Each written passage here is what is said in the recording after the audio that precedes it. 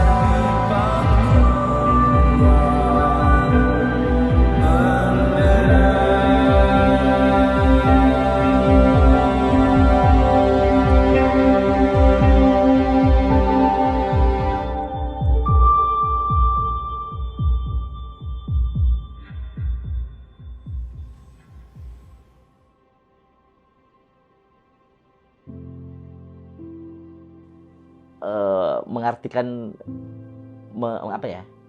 Menafsirkan. Iya, menafsirkan gitu. W itu secara ambigu tuh apa gitu. Dia bisa diartikan sebagai anak perempuan, bisa juga diartikan sebagai kita gitu. Tapi proses dari lagu kan itu dari kapan dia merilis? Sebulan sebelum film. Tapi sebenarnya Oktober 2020 kami di Prolog bikin pamerannya gitu. Jadi sebenarnya lagu itu tuh ada dalam album soloku. Jadi pertama kali saya bikin album solo. Sebenarnya saya kan sedang mendukung band ini. Saya main gitar di sebuah band namanya Loka gitu. Tapi saya waktu itu kita lagi istirahat ya. Lagi istirahat, nggak ngapa-ngapain gitu. Jadi saya fokus ke soloku gitu. Nah, soloku akhirnya lagu-lagu itu tuh sudah kami launching sebenarnya sebelum Spotify. Tapi kita bentuknya pameran. Jadi pameran nanti akan saya rilis dokumenternya.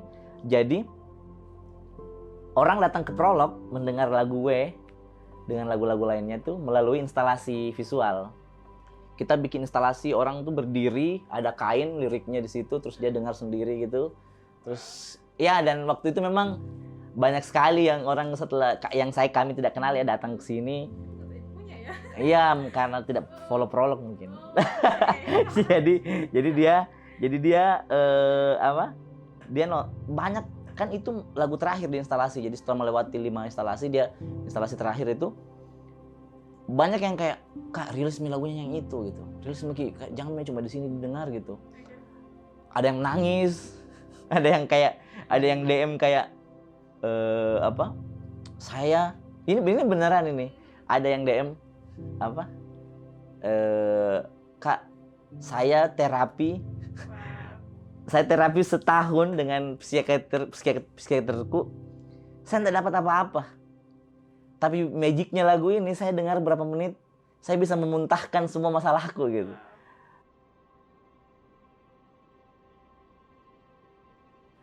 Tapi yang bikin saya justru ke bawah-bawah itu komen. 1000 lebih komen dalam 2 hari sama seminggu apa ya. Itu yang bikin saya menangis terus itu sama istriku di rumah, kayak ini apa sih, kayak ada yang bilang terima kasih karena lagu ini lagu dan film ini membuat saya mengingat bapakku yang pergi gitu. Tadi ada juga yang bilang sabarna, itu yang paling menurutku tidak bisa katahan. Sabarna, istriku meninggal karena COVID. Saya harus jadi orang tua sendiri. Tapi sabar nak, saya bisa pasti. Itu yang tapi banyak sekali yang pantas bapakku dulu begini gitu. Itu yang kayak ternyata begitu gitu. Musik itu bisa sampai ke situ ya. Musik ternyata bisa lebih ke menenangkan manusia juga tuh, kadang-kadang bisa gitu.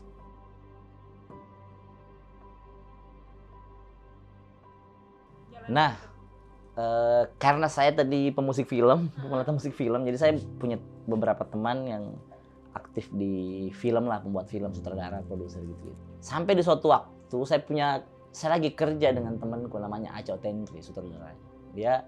Dia keturunan Bugis tapi besar di Jakarta. Dia bahkan tidak tahu bahasa Bugis. Tapi dia pembuat film yang bagus. Bapaknya juga filmmaker. Bapaknya besar di Makassar, pindah ke Jakarta gitu. Dia kuliah film lah. Saya lagi bikin film sama dia gitu. Terus filmnya selesai, "Bang, lagu yang sama Holil dengerin dong." Penasaran juga. Saya bilang, "Iya, kan pameran, jadi dia enggak datang gitu." Akhirnya saya kirim, terus dia, "Bang, kita Zoom yuk." akhirnya saya bilang, "Ayo, Cok." Terus dia bilang, "Wah, kayaknya mesti nih gitu." Terus saya bilang, "Iya, Cok, tapi kita kan pembuat film nih berdua, bisa nggak ya musik videonya naratif gitu, maksudnya ada ceritanya lah, jadi nggak sekedar musik video saja gitu." Terus dia bilang, "Iya dong, harus itu." Nah, akhirnya pertemuan berikutnya kita Zoom lagi, kita curhat tentang bapak kita masing-masing. Karena di lagu ternyata perspektifnya bapak ke anak, kita mau ubah nih di film gitu. Jadi lebih kita point of view itu lebih ke bapak. Kalau di lagu kan bapak berdoa buat anaknya gitu.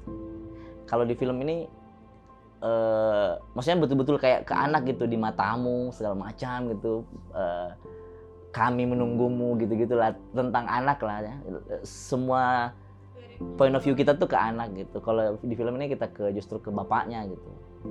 Jadi akhirnya Aco bilang, "Gimana sih orang tua Bugis itu?" gitu-gitu.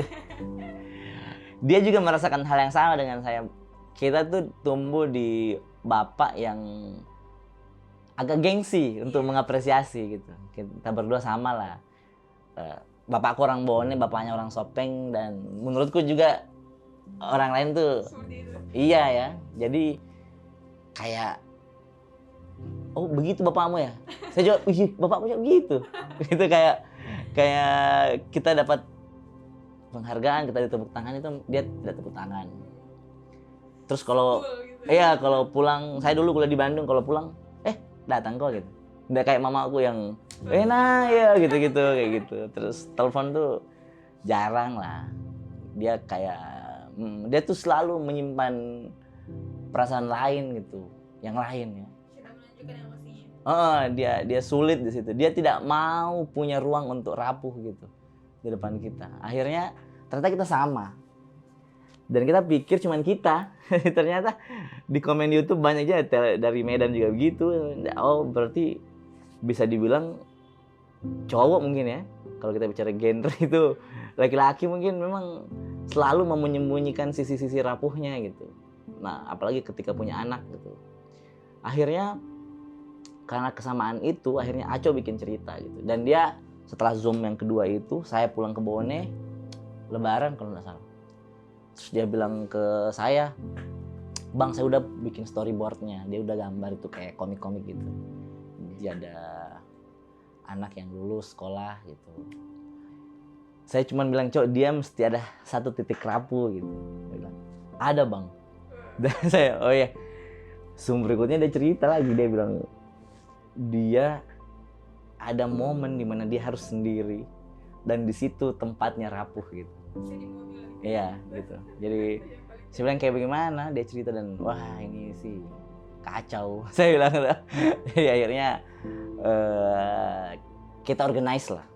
Kita kerjasama dengan filmmaker dari Makassar sini yang hebat-hebat. Jadi Aco, segala kebutuhannya Aco dia catat, dia kirim ke kami. Jadi kami punya label, saya punya label namanya, saya lagi di bawah naungan Rio Records. Jadi Rio Records ini yang coba mengorganize kita dengan filmmaker Makassar gitu yang bisa mendukung supaya ini terjadi gitu. Jadi sekitar berapa belas orang gitu yang bantu Aco selama produksi di Maros, di Makassar. Saya dua tempat itu. Itu berapa lama produksi? 2 hari. Syutingnya 2 hari? 2 hari. Tapi zoomnya yang lama, zoomnya yang sebulanan. Dan syutingnya lama? Jadi biar dia jadi karena betul-betul kita tadinya mau memilih Makassar atau Jogja syutingnya. Karena Jogja kan karena kan kita independen jadi kita mesti efisien segala macam lah. Nah Pak kalau kita lihat tentang efisien Jogja mungkin cocok gitu, tapi ternyata kita rasa harus ada ambience di sini gitu. Nah akhirnya Aco kesini lah. Itu yang bikin cepat, bikin agak kita mesti kejar semuanya karena Aco nggak bisa lama di sini gitu. Jadi pas datang langsung. Dan itu menarik juga karena yang dipersiapkan sama temen tim di sini rumah ternyata Aco nggak suka. Jadi yang dipersiapkan dari seminggu yang lalu. Jadi Aco minta kita naik motor aja lah, keliling-keliling Makassar cari gitu. Cari sampai di bandara-bandara sana sampai di Mandai. Dapat nih. Jadi ya akhirnya jadilah itu. Dari reading sampai ini semua 2 hari? Reading sampai 3 hari sama reading. Ya. Jadi kita punya masa workshop sehari. Di Prolog sini kita ada workshop dengan semua talent. Jadi besoknya tinggal gas. Terus kenapa Teguh Rizno? Teguh, Sebagai Mas tokoh, Rifno ya. Sebagai tokoh bapak yang memang sih kayak powerful, memang sih sampai bisa dapat sosok itu, kenapa tuh pertimbangannya? Iya, salah satu film favoritku di Indonesia tuh Laskar Pelangi dan dia main di situ. Iya. Terus kedua, yang tadi yang saya bilang, saya dan Aco tuh lagi bikin film. Saya lagi bikin musiknya. Ada di Netflix filmnya. Terus saya bilang nggak boleh juga nih ya, Mas Rifno. Terus Aco kayaknya juga lagi suka sekali sama Mas Rifno tuh, lagi tidak mau lepas sama Mas Rifno karena lagi jalan udah berapa kali tuh jalan sama Mas Rifno. Dia akhirnya dia bilang saya, Bang, kayaknya cocoknya Mas Rifno. Ya bener Cok, itu saya juga suka tuh gitu. Kayak gitu. Jadi kalau Manda memang juga dia dekat sama Aco gitu, komunikasinya mungkin lebih enak. Tapi di luar daripada teknis, saya juga suka dengan Manda ininya. Saya nonton dia dari kecil. Terus dia dulu main sinetron kan. Iya, Candy. Terus menurutku dia menyenangkan.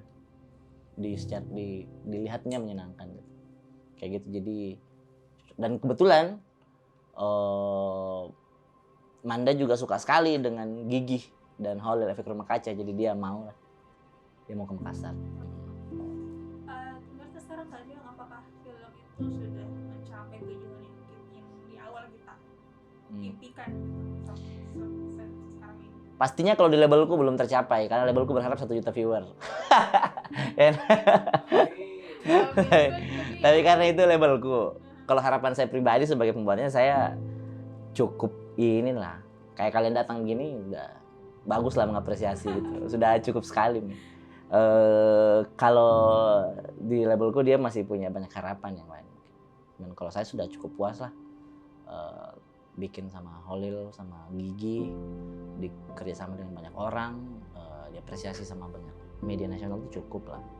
Maksudnya jadi bersemangat bikin lagi gitu. Sejak kapan terjun di dunia komputer musik?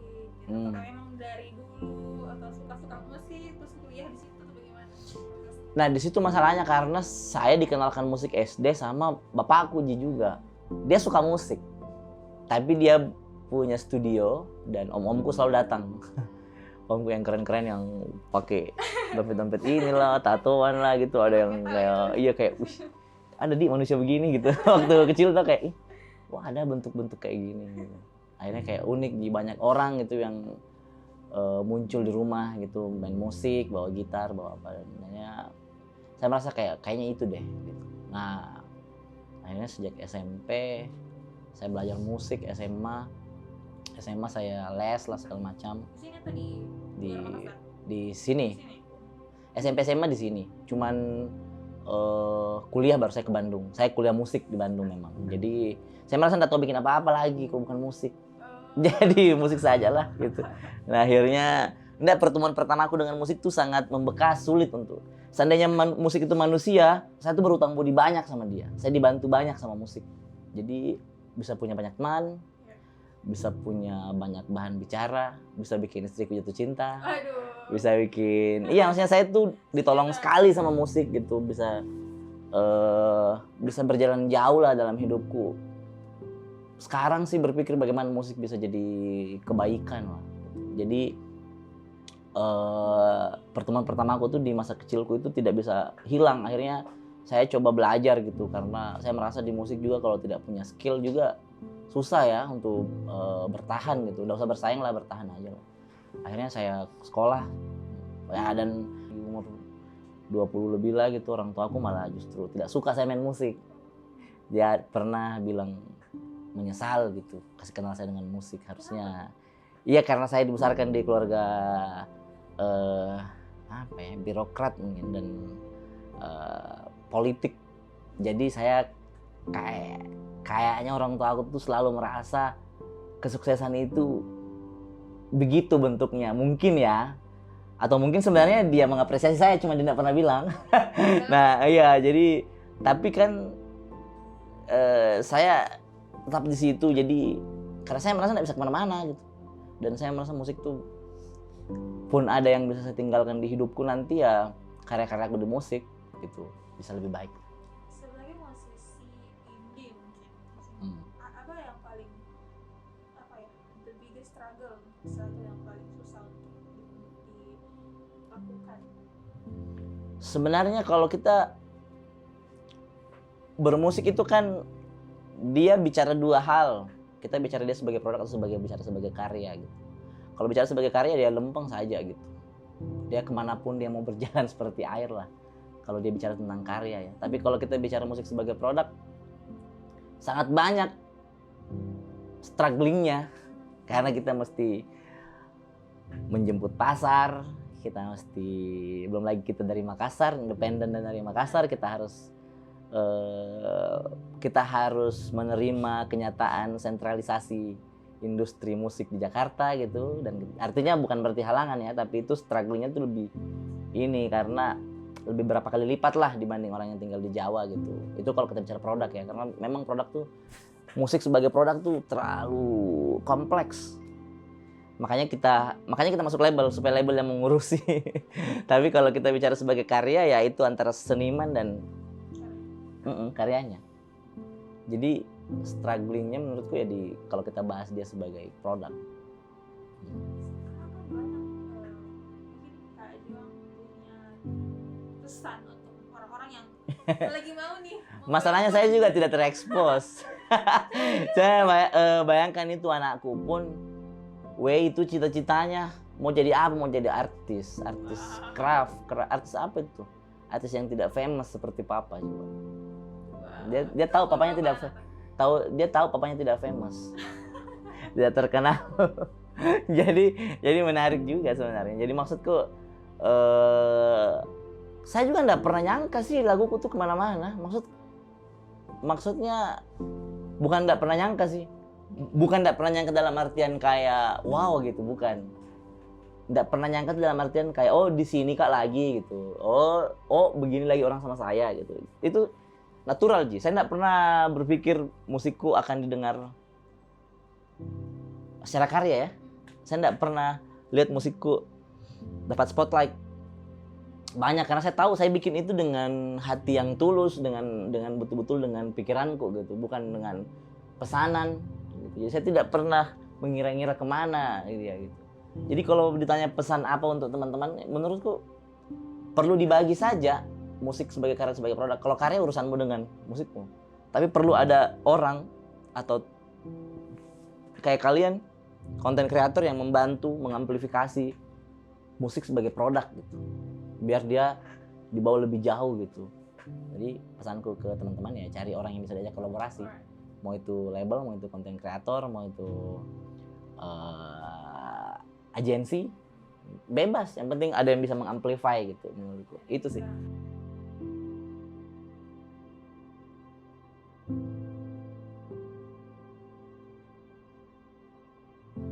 Jarang sih lagu yang ini yang apa yang layak ditunggu, sebenarnya jarang. Maksudnya jarang tuh kalau harapannya seperti W selalu tuh tidak. Kadang-kadang saya sekarang mau instrumental saja gitu-gitu. Saya kadang-kadang saya mau main berisik lah, itu mau main musik tiba-tiba ada unsur metalnya gitu. Itu yang sulit sebenarnya karena ketika orang berharap semua seperti W, sepertinya saya juga tidak selalu bisa di situ gitu. Saya harus melihat ruang lain dalam hidupku, bukan hanya tentang keluarga, bukan hanya tentang musik yang hening gitu, tapi saya perlu juga ada sisi lain yang mesti saya selalu mau ceritakan di hidupku lewat musik. Jadi kalau harapannya banyak juga yang berharap filmnya diperpanjang gitu, dibikin panjangnya. Sejauh ini saya sama Aco juga bahkan belum memutuskan itu film akan panjang atau tidak gitu. Meskipun banyak tawaran sebenarnya dari orang-orang kayak kita 2 bulan ini dapat 200.000 penonton kalau nggak salah. Itu cukup bagus lah bagi saya ya. Sebenarnya video-videoku tidak banyak yang nonton. Nah itu di saya dan Aco sekarang juga belum ada keinginan buat melanjutkan jadi panjang. Menurutku cukup di situ lah. Assalamualaikum. Halo nak, Apa lagi, Bu? bapakmu ini nak. Bapakmu yang telepon, bukan ibu. Oh, saya kira ada apa deh. Sudah makan makin nak? Sudah, Bu, banyak. Lagi makan apa nak? Bukan makan. Kami yang terang sekali